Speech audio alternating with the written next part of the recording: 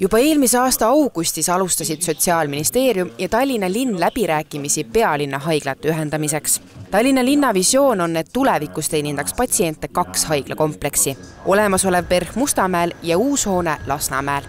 See nõuab aga 850 miljoni suurust investeeringut, millest 60% peaks katma riik. Valitsus pole aga siiani otsustanud, kas uus maja üldse ehitatakse.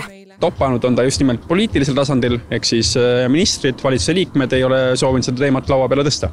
Siin tehakse sellist suurt silmamoondustrikki, räägitakse sellest, et et peab veel analüüsima, kaaluma ja vaatama, et nii suur projekti. Aga seda projekti on kaalutud, analüüsitud ja vaadatud 10 aastat vähemalt. Et nüüd on vaja otsust, kas teha või mitte, ja selle saab palju öelda ainult minister ja Vabariigi Valitsus. Esiteks need projekteerimise andmed, kui ma olen vaadanud funktsionaalset arengukava, siis need põhinevad 2015. aasta andmetel ja tänaseks on möödas 10 aastat.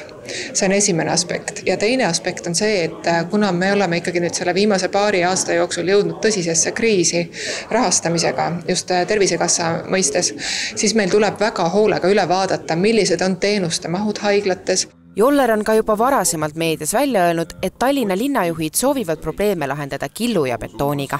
Tegelikkuses tuleb aga kõigepealt luua ühine juhtimine ja üle vaadata teenuste korraldus, sest siis võib selguda, et piisab praeguste majade renoveerimisest. See on väga suur kriis praegu, kus me oleme ja me ei saa eeldada, et üks hoone lahendab sellised sisulised küsimused ja kui me ühel päeval tõesti hoonet plaanime või plaanime mõne hoone remonti, et oleneb siis mida näiteks tulevane aktsiaselts otstarbekaks peab, siis see, milline hoone ehitada, peab põhinema sellel, milline on päris vajadus. Tallinna linnavalitsus on asi selge, me oleme andnud valitsusele tähtaja, kui selleks ajaks vastust ei tule, siis me liidame juriidiliselt kokku Tallinna linnale kuuluvad haiglad, mis samamoodi aitab meil teatavad ümberkorraldused teha tervishoiusüsteemis ja see, mis puudutab uue linnaku rahastamist, et siis me peame jääma ootama valitsust, kes päriselt tervishoiusüsteemis hoolib.